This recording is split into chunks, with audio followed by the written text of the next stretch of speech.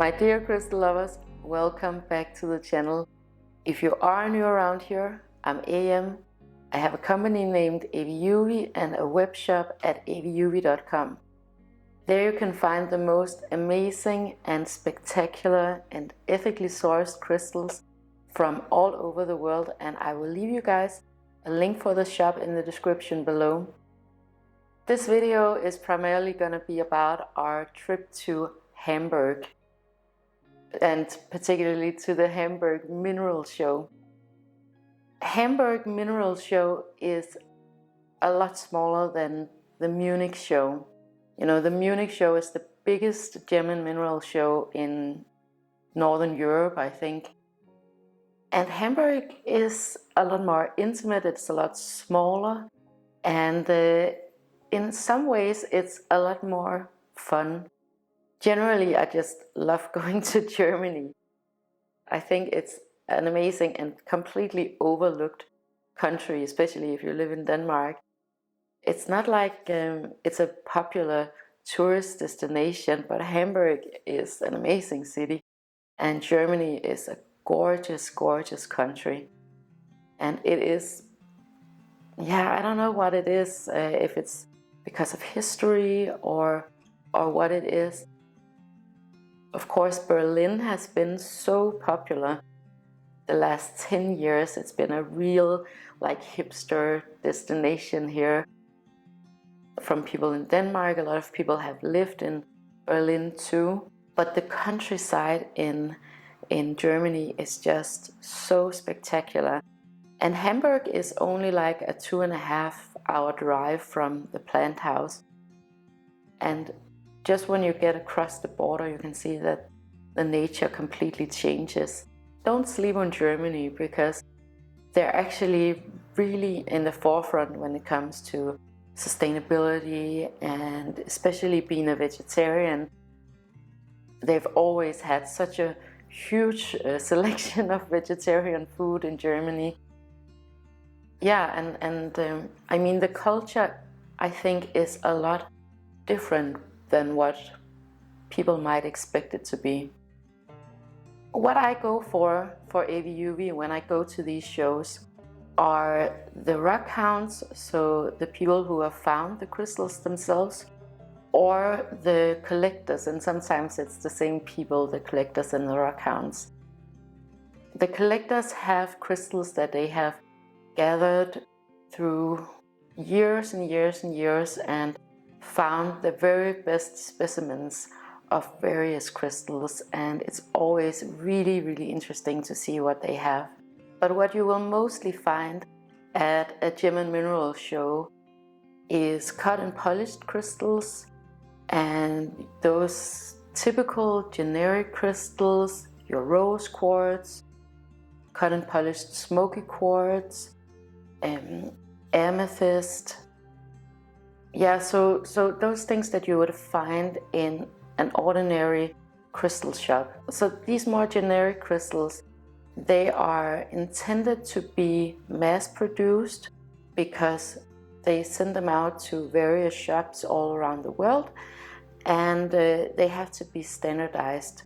So opposed to a shop like Aviuvi, like mine, where every single crystal is different, what you would find in a generic shop, in the usual crystal shops, would be something more along the lines of standardized products, cut and polished crystals that are replicated over and over again, so that you can put one picture up on a shop and you can sell 100 of the exact same crystal.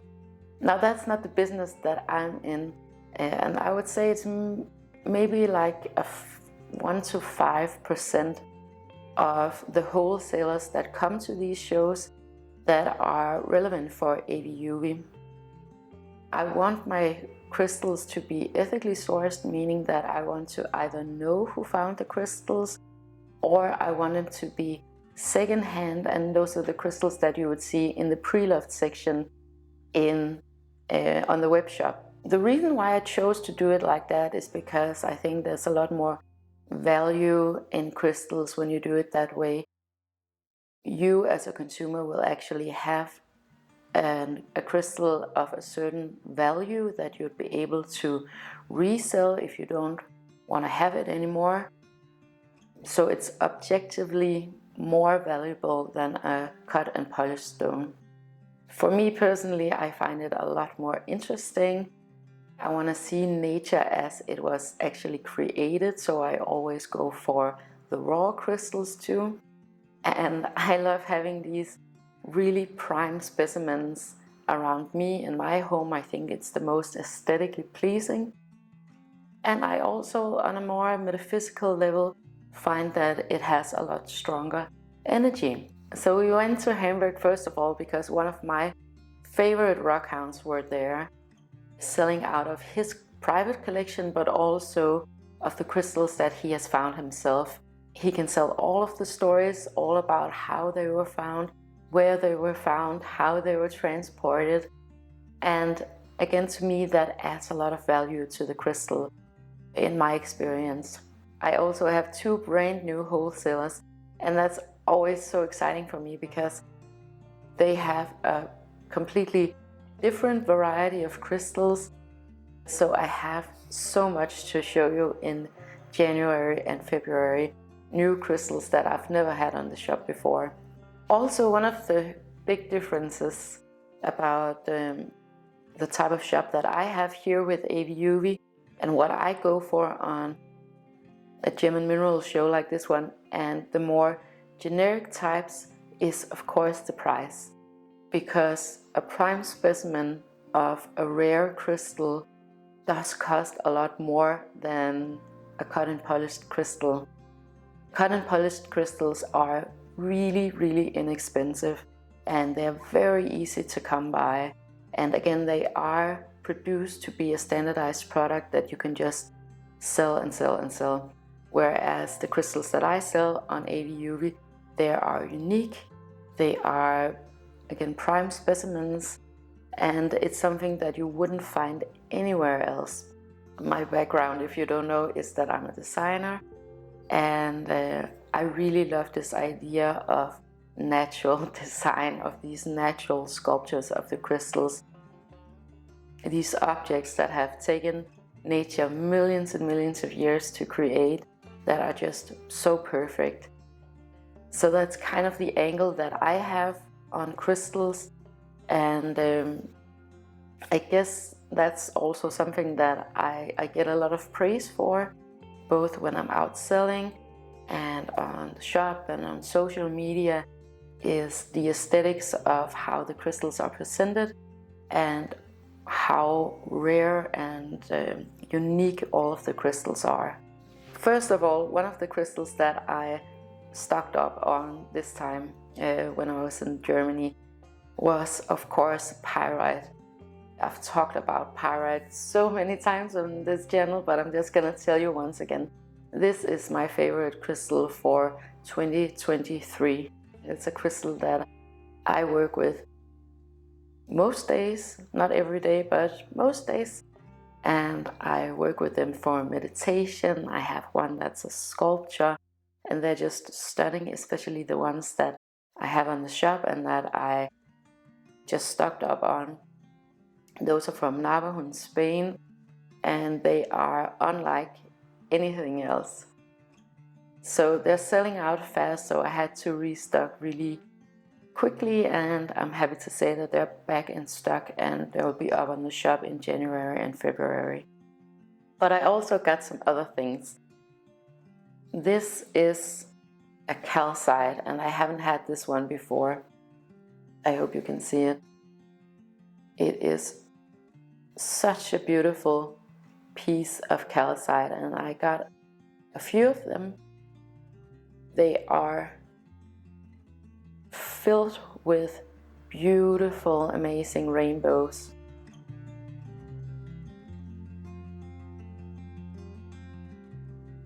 What I found so special about these calcites were the clarity of them. They are extremely clear to what else you might find out there. These ones are from Spain. Yeah, so I definitely wanted to have these Calcite is a crystal that I typically associate with creativity because calcite expresses itself in so many different ways. So it's a crystal that I personally work with creativity. But I mean, in any case, these are just amazing sculptures, amazing objects to have around, and they will be up on the shop in January if they're not sold out by then. But I wanted to make sure to show you guys how cool they are. And these of course are not cut and polished, they just occur naturally this way.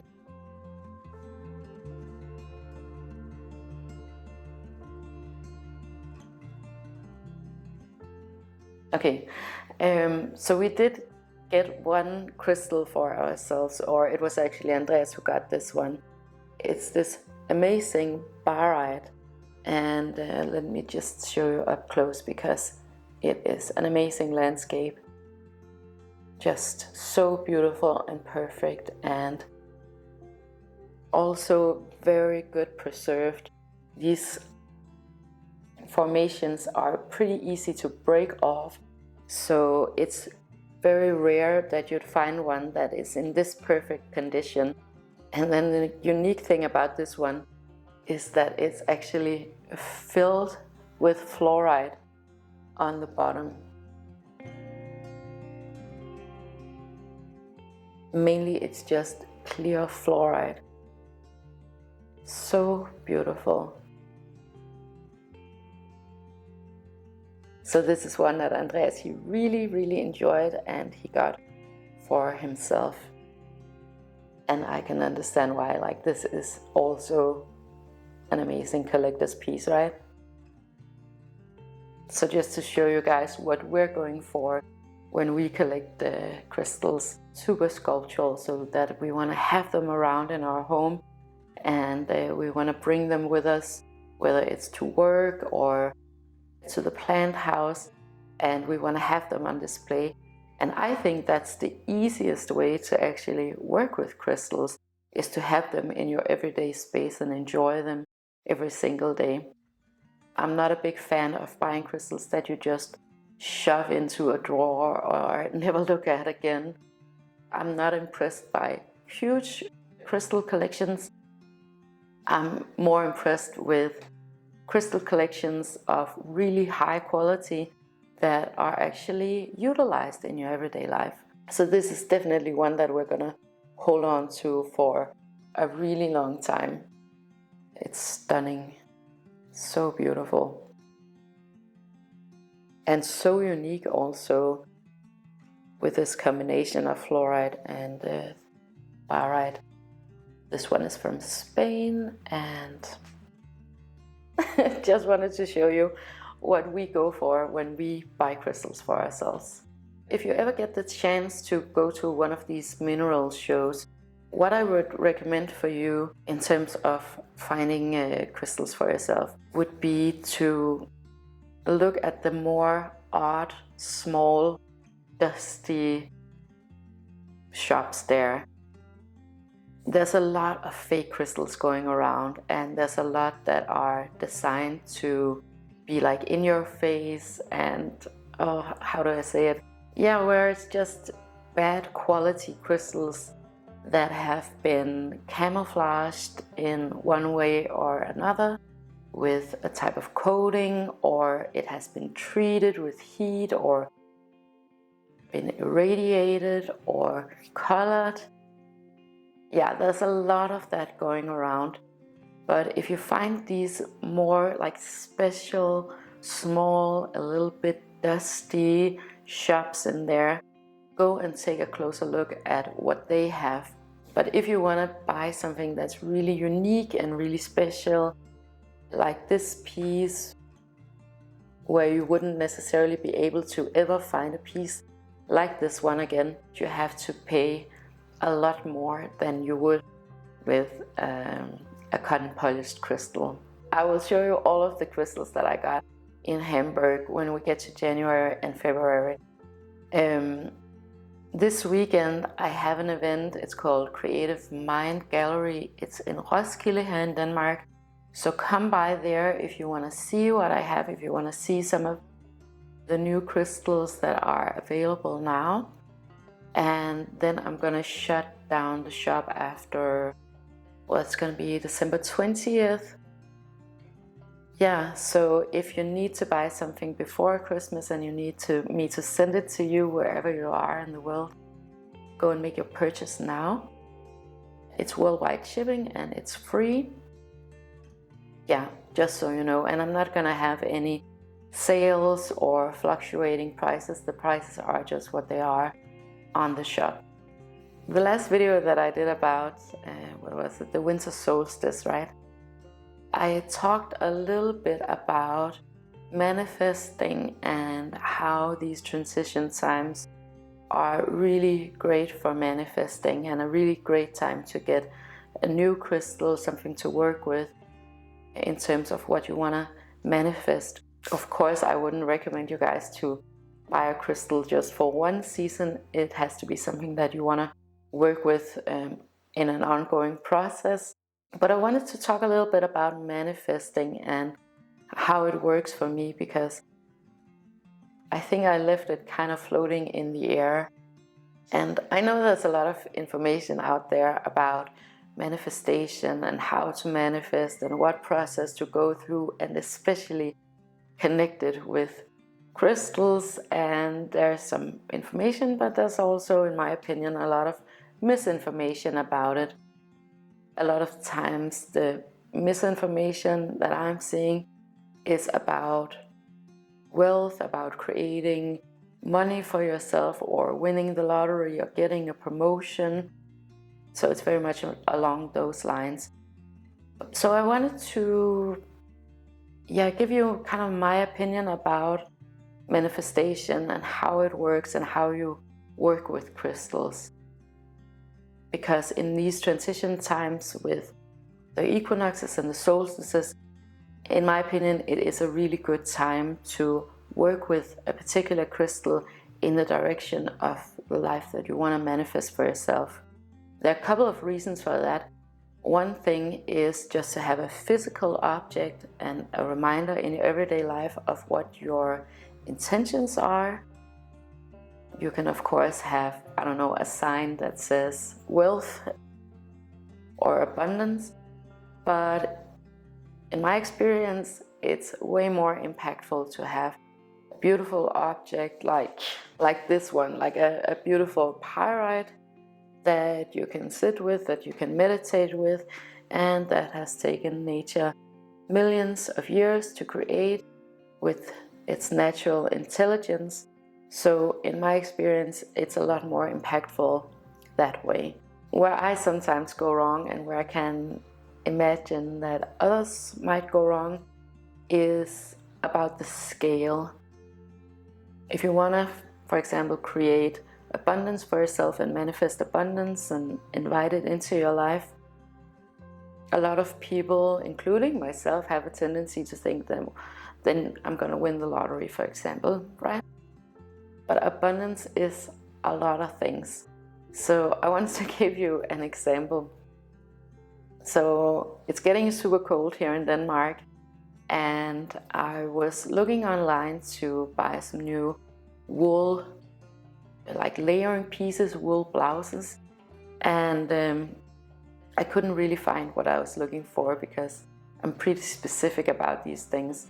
So I wanted these layering pieces to be black because I only wear black. I wanted them to be really high quality. I wanted them to be sustainable, especially because it's wool and it's an animal product. And then I wanted it to be inexpensive. So that's a lot of requirements, right? So I almost pushed the button on some wool, like underwear, blouses. But I wasn't quite happy with it. It wasn't really up to standard. And I ended up not doing it.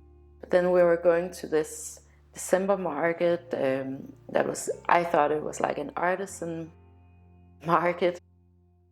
It turned out to be a flea market. And what I found there were actually 2 wool blouses, like exactly what I needed. It's actually by the brand Mads Nørgaard, which is like a midi, not all the way like high fashion brand, but a good brand here in Denmark, good quality brand.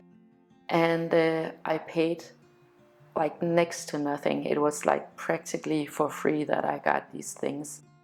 So that's a really good example of manifesting abundance, in my opinion, that you want something super specifically and then the universe delivers.